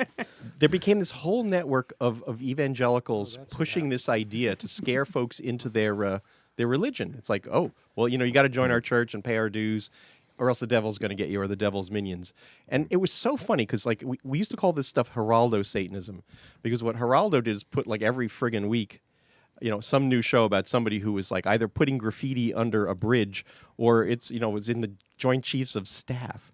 And the absurdity of this, that it could go from, molesting kids at a daycare center, and all of those cases like McMartin, which is still, I think, the most expensive trial in the United States history, that it was actually an alcoholic woman who talked some kid into saying, nonsense, and made claims, and they're like, oh, there are tunnels under the daycare center, and kids are being taken to Mexico, and it was like there's no way any of this could actually happen. It was all fantasy, but there was such a craziness, and that's why we call it the Satanic Panic. It was a hysteria that happened where the media got into it because it was easy. It was like they got huge ratings. I went on all these shows, and they would put me in a separate green room because everybody was afraid of me. Like, well, he's the Satanist. Maybe he's like taking kids away and having them mutilated and sacrificing babies. And they'd have some white trash girl come out and go, I had babies for Satan and I killed all of them. And it's like, the statute on murder doesn't go away. Yeah. So if you really have, you're going to be in jail, honey. And then there'd be all these people claiming, they'd be sort of loosely associated with police departments. And what they did is they made a living being cult cops. Like, they'd consult with police departments, and they charge police departments like $125 a head for like a class of 75 police officers, where they'd buy like the Satanic Bible, and like they'd go to the local occult store and buy like a fake skull and some shit like that, and we found this at a crime site, and they'd give all these lectures and just saying absolute bullshit, just sort of made up or pulled out of all different kind of old books about witchcraft and occultism. And they made a fortune, and then people bought into that. And the major evangelists, they kept promoting it. And those books are still, most of them are out of print at this point. But it was kind of crazy. And it wasn't until the FBI really got into it, and it was happening in Europe too.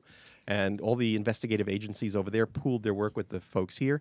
And we in the Church of Satan consulted with these people. Anton LaVey did, I did. We were always working with the FBI and law enforcement people to say, no, this is what this really is. We'll help interpret symbols. If there's crimes that are weird, we'll help point out what this is related to, or that it's just bullshit, like, oh, that's a video game. There's nothing real here. Because they don't know. Like, they come to these things and they see something weird, and it's like, oh, no, that's Santeria, or that's, Palo Mayombe, these other religions that aren't Christian or might be derived. They're Afro-Caribbean syncretist religions. They might be using symbols like that. Somebody's putting a curse on somebody. They, pull a chicken head off, or they've got a cauldron full of bones and skulls that they've stolen from a graveyard, and like Palo Mayombe. But everybody's like, it's Satanism. And it's like, no, it's not. And that same thing is happening right now with that M13 gang. Because MS-13, that's it, MS-13. Yeah. Like, because they're interested in the Santa Muerte cult, which is really something that's derived from Christianity. Christianity has saints, and throughout Central and South America, the idea of mixing local pagan gods with the Christian saints has been forever, since like the conquistador showed up. It actually started. So this sort of skeleton goddess, which the people who are her worshippers really believe she exists and can do wishes, grant things, but she does it for like actually darker desires. So big with the drug dealers, and also big with like outsiders, like gay people and other folks that are marginalized, but they worship this skeleton goddess who looks like death. But of course, all the police who don't know about this at all, they're like, it's Satan, it's Satanism. And it's like, it isn't. You need to consult religious scholars to really understand unusual religions. And just because it's an unusual religion doesn't mean it's criminal. But with where this is concerned, there are criminal gangs using this as like a main symbol for what they're doing. So, that's always the issue. Like, why we work with law enforcement is that, to help them focus and not misinterpret things and be condemning people for something that they just don't even understand. It goes back to fear. Absolutely. Not under, And also that scapegoat wanting to assign blame to something that's not in your control. Yeah. Exactly. Like the West Memphis 3, those guys went to prison for 20 years or longer, actually, right? Yeah. Yeah, and what it really comes down to is some pedophile raped and killed a couple of kids, and they just happened to be in the wrong place at the wrong time. They're the local weirdos. Yeah. We blame it on them. Yeah. And it's like that textbook. You interrogate somebody who doesn't understand what's going on. Eventually, they'll tell you what you want to hear. Oh, yeah. Well, that was the whole thing during the panic, because there were all these people claiming to be therapists who would do these kind of interrogations of kids, and they would mislead them. Yeah. They'd take out like dolls and say, okay, so what did he do to you when he touched you here? Not like, did he touch you or whatever. Yeah. So it was all completely leading testimony. And again, when they examined all of the tapes, videos and audio tapes, it became very clear. And then so it evaporated. But it went on for years. And there was even a point where Congress was examining a bill to outlaw Satanism, make it illegal. Yeah. It was in the middle of when I'm doing a lot of talk shows, and it was just, I've got to be out there. Yeah. I did. And it's just that is unconstitutional. Oh, yeah, yeah. But the fear was so great that was proposed and seriously considered. Yeah, and that's worked so well in the past when you ban religions. Yeah, works out so great. You have like plagues and stuff, It's in the Bible. Didn't you read it?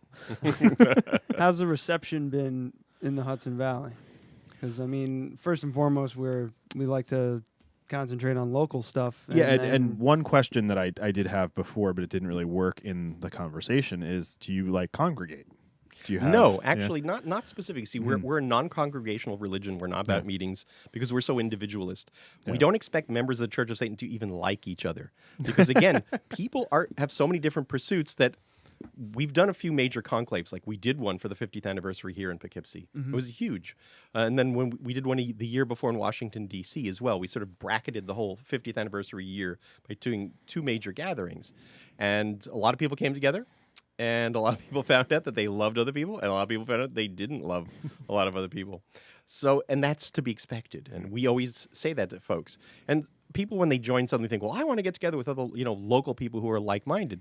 And we say, deal with each other on social media, go to lunch or something, but you necessarily may not really like them. You might not really share anything beyond Satanism in common. And the whole point to us is that you have to have more than that in common to actually develop some kind of relationship with folks. So yeah, no, we don't do meetings, but we're local and we're friends like here. Yeah. So we hang out, we do, dinners, barbecues. I do film screenings.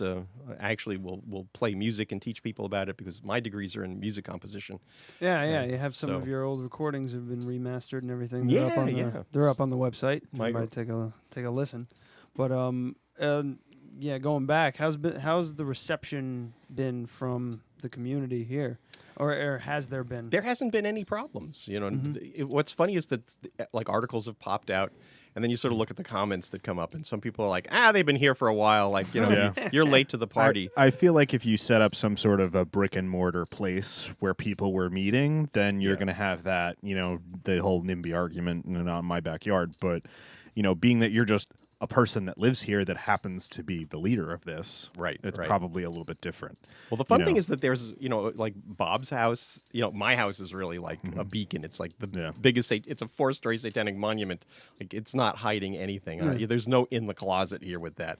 And Bob's house is decorated in a wonderful way. He's got like gargoyles and it's painted beautifully. And there's a naked Venus in the backyard that you can see. So it's again, we don't hide anything that we are. And people usually find it interesting. Like our house is probably one of the most photographed houses in all of Poughkeepsie, which means don't come out on the porch in your underwear because you never know who's going to be out there with a camera. But there is, been very positive reaction to us. Like people, when I painted the house and landscaped it and all of that, everybody came by and was like, wow, can you consult on my house colors too? Yeah, like there was no, once in a while somebody would be hostile. But the funny thing is when I bought the house, the buildings department people sort of dragged me in a back room and surrounded me. And they were, what do you intend to do with this house? I thought you were going to make some temple or something. I think they didn't even do any research enough to even do that because the house had bids on it by some of the local slumlords. And it had been a crack house and a place, a illegal rooming house. So I think they kind of thought I might be another one. I'm coming from New York City. I'm one of those city slickers who's coming up here to take advantage of the Hicks and Poughkeepsie kind of thing. So I think they thought that I was just going to, do the same thing that these other people were doing. That's probably what it was. I got grilled from my house because I got grilled by my neighbors for this house. They're like, so, I see you're doing a lot of work in there all the time. You guys planning on staying? I'm like, yeah. Yeah. I'm fucking stuck here for at least 5 years. So, but I think you're just going to get grilled no matter what, especially if it was like, if so they weren't are bidding so on they it weren't and they weren't really stand out. questioning you about your, the Satanism part. Well, it was more about Well, see, the thing is, I brought that up to them because I said, well, this is America. I can do what I want with my house.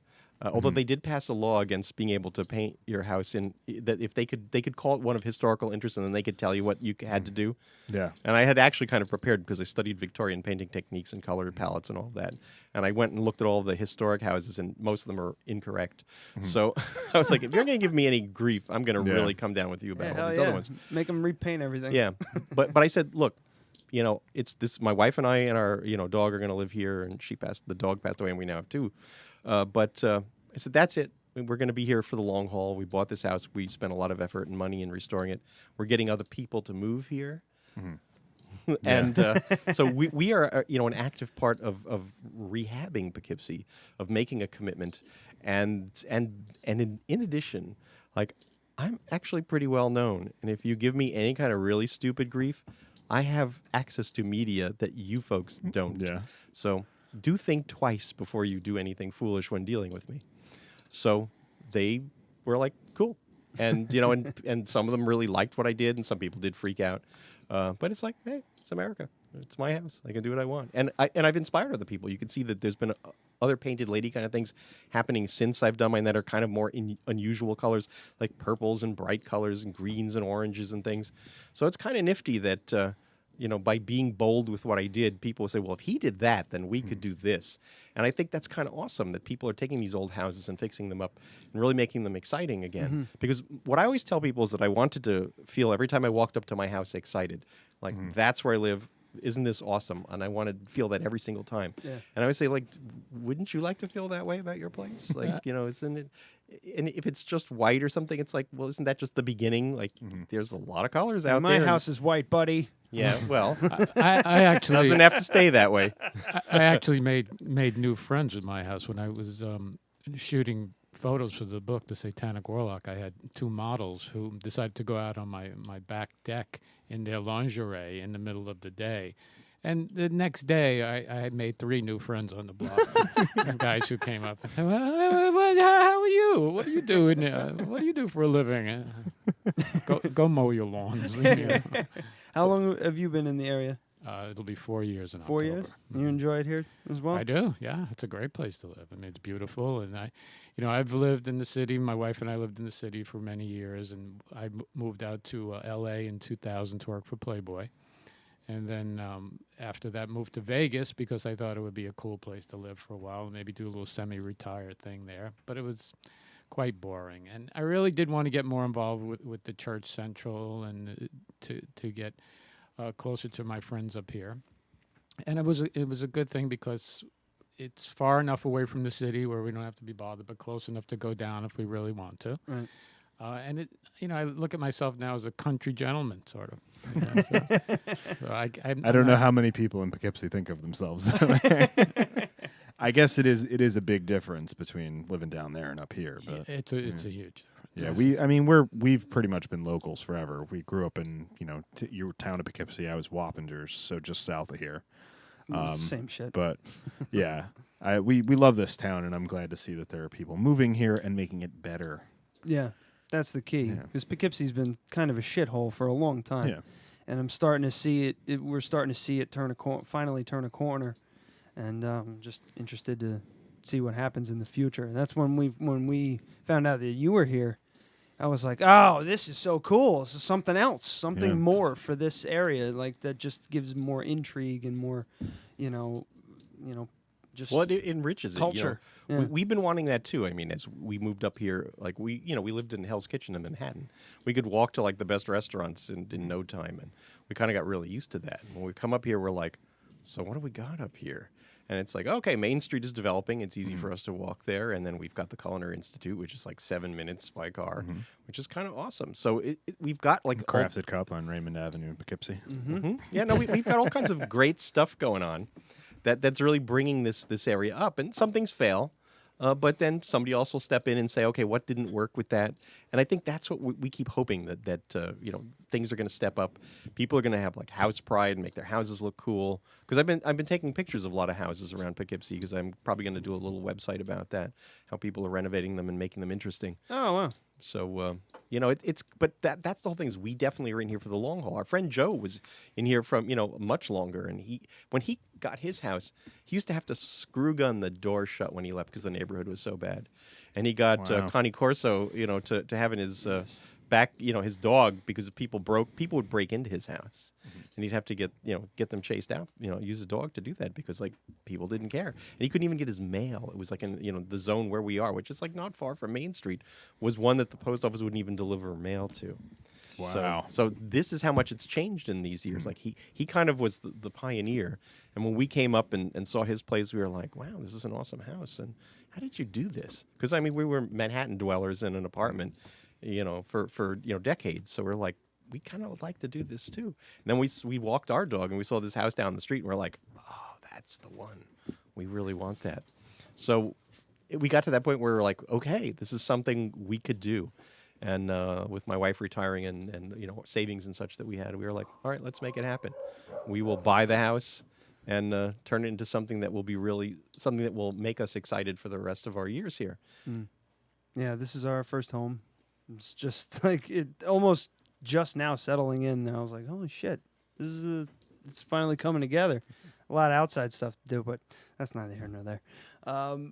Community events, anything like that, do you guys throw, or just kind of stay just? Well, we participate in interesting things that are going on up here. It's like that new farmers market that's going on down by the riverfront is really nice. We like to shop down there.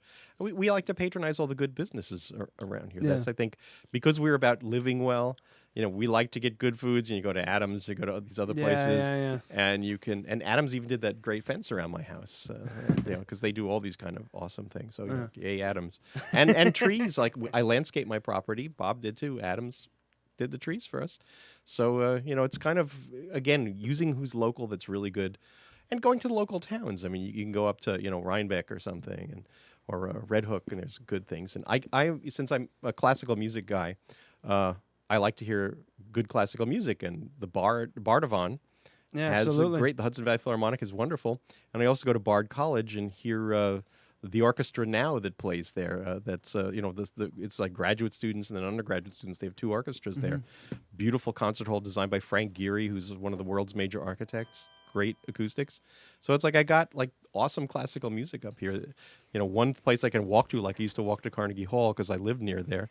And it's fantastic. So Poughkeepsie just has so much to offer. We're just really happy to be here and to be part of what's going on. Well, happy you guys are here. Thank you. Very happy. We appreciate it. Add a little spice to the mix. We appreciate it. Real quick, I wanted to talk about Devil's Reign 3. You sent us a link that's going to be out. It's actually pre-order sales begin August 1st, and it's a art publication of. It's monsters influenced by mythology and yeah. See, what I did is several years ago, I met Andy Howell, who's kind of an entrepreneur down at Fort Myers because I have a summer place down. Well, actually, it's supposed to be more of a winter place, but we go down in the fall. I actually hadn't even known him. I've been going down there for years, my wife and I. And then a friend of ours, Thomas Thorne, who was the guy who did the Electric Hellfire Club band. He told me once, there's a Frank Frazetta show at this local place. And I'm like, oh, well, Frank Frazetta, awesome, right? So we went to see his art and met Andy, who runs the tattoo parlor and art gallery. And so he was like, I'm going to do something with you. Like, we got to do something together. And so this is the end of the 1 year. And then immediately in January, he's like, okay, we got to really get something going because that's what he's a real kind of go-to guy. And so I said, well, why don't we do an art show that's based on the infernal names in the Satanic Bible, because they're from all these different cultures, and they could be illustrated really vividly. So we did. We did an art show called The Devil's Reign, and it's not like the movie The Devil's Reign that Anton LaVey did, but it means the devil's rule, like plural and a ruling. So it was a success. We got all kinds of great people. A lot of famous tattoo artists participated, and the show traveled also up to Boston, and got great press. So the next year we were like, okay. He's like, what are we going to do next?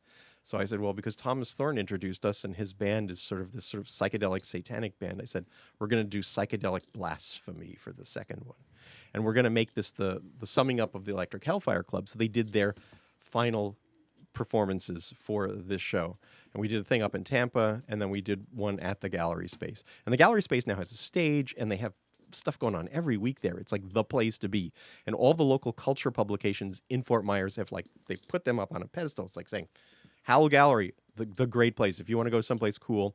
And just around the corner from them is the Bury Me Brewery, and they're this awesome place that makes microbrews. Bill Vaughn he's the brewmaster, and so for each of those two shows, he created a special beer. He would talk to me about the different kinds of beer that I enjoyed, and he's really perceptive and has a great, discriminating sense of taste. So we did two awesome beers, and did the albums. The labels have like sort of caricature art of me. So the third show is now going to be Daikaiju, which in Japanese means giant monsters. Yeah, I wasn't about to try and pronounce that. I didn't want to butcher it. So, but you haven't seen Pacific Rim? Yeah, and the new one should, it's in the works. I kind of rolled my eyes for like 2 hours. So that movie. Good. I didn't like it. Love it. I just watched it the other night again. But we're really in a renaissance of giant monster movies. Like I've always been a Godzilla fan because Godzilla is a great symbol. Mm-hmm. He means like the power of nature that responds to man's interference. Yeah. And that's a great symbol. And the thing is, with the movies more recently, the Gareth Edwards Godzilla was very successful. And so Legendary now has their MonsterVerse. So the one that they're filming right now is going to have, King Ghidorah and Rodan and Mothra in it to be fighting with Godzilla. And already they're planning the one to follow that up is Godzilla versus King Kong. So they did Kong Skull Island to introduce their Kong, who was much bigger than most King Kongs. And Adam Wingard is going to direct that one, and Dougherty's doing this one. What they do is they give these younger directors a shot to have this like huge blockbuster movie, and it's really smart because they work their asses off to put everything that they can into it. It's not like somebody who's bored or their career, like, I'm doing a stupid monster movie. It's like, no, they get these guys who really give like absolutely all that they have, and it's very smart. And Toho in Japan was stimulated to step back up because they hadn't done a Godzilla movie in forever. They had given it to the Americans to do in 1998, and that's we just keep fucking it up. Yeah, well, that one did. Cool design for a monster, but it didn't act like Godzilla. They stepped back in after the Gareth Edwards one was happening because Edwards was going to do a sequel, but then he got invited to do a Star Wars movie. So he's like, well, how can I turn that down? Yeah. So they said, all right, well, when you're done with that, you can come back and do the Godzilla movie. And then when he was getting out of the Star Wars movie, he said, look, dudes, I'm burned out. 2 giant blockbusters in a row. I need some time off. So then they said, okay, cool, we'll get somebody else to take this on. But the Japanese said, oh, well, this is too much of a gap between 2014 and 2018. Or no, it's 2019, I think, that the Godzilla movie's coming out. So they're like, we need to do something else. And they got the craziest guys in Japan who are super fans of giant monsters and the whole tokusatsu, making the rubber suits and the miniatures. They've created a museum of that. Like, they're so into it. But they've also done other things, like the special effects guy, Higuchi, had done the Gamera trilogy in the 90s, which is really kind of awesome. Gamera's always like this dopey turtle and done for kids. But the 90s movies are serious and really awesome. Yeah. If you haven't seen them, and you like giant monsters, go see the 90s Gamera movies directed by Kaneko. And Hideki Anno, who did the Evangelion animes, which are really psychotic and bizarre, he wrote and directed this new film, and he got to just do crazy shit with it. They were like, do something different. And he's like, really? Like, how different? And he sort of came up with this wild idea of a Godzilla that's in 3 different forms. Actually, ultimately has like 5 forms, and it totally doesn't look like Godzilla. It's a new creature. It's a totally new mythology for it. It's ugly and creepy. And for the first time, they did it all with CGI. Like, Toho braved it. They made a puppet that they were going to use, and they'd done some stuff like that for the live action, what are they called movies? The ones with the giants eating people. I can't think of it right now. But Attack on Titan? Yeah, Attack on Titan. Because the guy who did the special effects for the Godzilla movie, glad you're here. Yeah, he directed both those live action films, and they used some puppetry for that was enhanced with CGI. I never saw the live action Attack on Titan. It's pretty creepy. The second season of the anime is available, I think, now. Yeah, I watched the whole first season. I didn't know the second one's available. I think but I always wanted to see the movie, but it's not really readily available. Yeah, there are two of them, and like a first and second part. But it's awesomely creepy. But when they started, actually, they tried to do some puppetry stuff for the new Godzilla film, and it really wasn't working. So they just said, all right, we'll do motion capture like they do for the like did for Jackson's King Kong and they do for the Planet of the Apes movies, to get like the sense of how Godzilla would move, and everything was animated, and it was they did some miniature work, but not a huge amount. But it's awesome. Like Toho really stepped it up. It looks, you can watch it against like other major movies, and it's not embarrassing. It doesn't look cheesy. There's a couple of things that are like, oh, it looks a little like video gamey here and there, because they don't have the budgets that American movies do. But it was like, wow, pretty impressive and cool. And so they're contractually obligated not to do another live action movie until Legendary is done with theirs, their next two. But they said, okay, but nobody can stop us from doing an anime. So for the very first time, we're going to have Godzilla anime called Monster Planet that takes place, thousands of years in the future. Like mankind has been driven off Earth and is coming back and has made friends with other aliens. And Godzilla has dominated Earth, and his genetics have permeated all of the animal life. So Earth is now the monster planet that's dominated by Godzilla and all of his, related species. So now it's Starship Troopers. Pretty much, it's kind of in that direction, yeah. So, and there's another Starship Troopers coming out too. Is there really? Yeah. I heard. Jesus, they're just like, rebooting I the heard hell out of they're all- everything, No, aren't they? I don't think it's a reboot. I No, think it's a I don't think it's sequel. I think it's probably like the fifth one. Yeah. I've got all. We of watched them. the sequel in Rehoboth. Oh yeah, it was great. Yeah, the first one is still the best in that. Yeah, but I heard the guy who played Rico's signed on to do it. Casper Van he's Dien. voicing Yeah, it. Casper Van Dien. Christ. Yeah, it's gonna be like a CG movie, right? Well, there already is one. Oh, I haven't one seen of the, that. Yeah, so that came out a couple of years ago, and then so this will be like that. I did. Yeah, I did see that because the one of the girls had like a Barrett sniper rifle. Yeah. Where does all this monster talk rate on the scale for the Satanic Man? Get What me kind off, of chicks can I get with monster talk? Get me off Planet Nerd. I saw you over there. I was like, Tony finally said something funny, but I'm not gonna read it. Just so you know. Oh shit. Well, where are we here? Yeah, we're closing in on the 2-hour mark, so I think it's. If we want to wind it down. Yeah, I would say so. I don't know. I appreciate you guys coming on. This is That's our pleasure. enlightening, man. Yeah, once you hit the 2 hours, people are like, okay. To be honest, I was kind of shitting my pants about this whole thing, just because we're just starting to get some motion here. Yeah, you have 10,000 more likes than we do on Facebook. You guys, you're serious and intelligent and well spoken and scares the shit out of me. Yeah, I guarantee you used about 10 words that he didn't know what they were. Oh yeah. I was like, I'm just gonna go past that. Well, you I'll made pick it up later. You made new friends. Yeah. We had a great time. So did and we. Us too. Riveting stuff. Yeah. Good. Yeah. Cool. Hit the outro for me, so I can do the whole shit proper. Hey, you're not prepared, Hold are on you? 1 sec. We have stuff No, to I had my computer muted. You son of a bitch. Thought we were being you're a fucking dick. Well, we had to be professional for the most part. So, what do you want, Joiner? Yeah, no, the No, ender. that one. Outro. I don't have that one. Oh, you don't. All right, well, do that. That'll be fine. Well, here, this one might be better. That'll that work. one's better. So it's Peter H. Gilmor, Dr. Robert Johnson, Magus. We didn't talk about that title, really. Well, Anton LaVey was the first one, and I'm the second one in the organization. Where's the title come from? What's the actual? It's older hierarchical things that they've used in sort of occult fraternities. So it's just developed from that. Okay. And Magister, how's that? What does that tie into as like? It's like a. That's the 4th degree. I'm the 5th degree. Oh, right. It's Oh, up. geez. It's up there. It's good. One more degree and you get Super Scion, right? Yeah. Is that how that works? Yeah. Sorry, I couldn't help But it. there's only one Magus. Only one. Well, it's the Church of Satan.com to find, and you have all your literatures right there to take a look at. Don't judge, just go in and read and learn. Yeah, learn. Ignorance is curable. I just realized I do have the outro. That's the big thing. It's just have the courage to learn, and of course, Old Nick Magazine. Thank you. .com. And what's this one?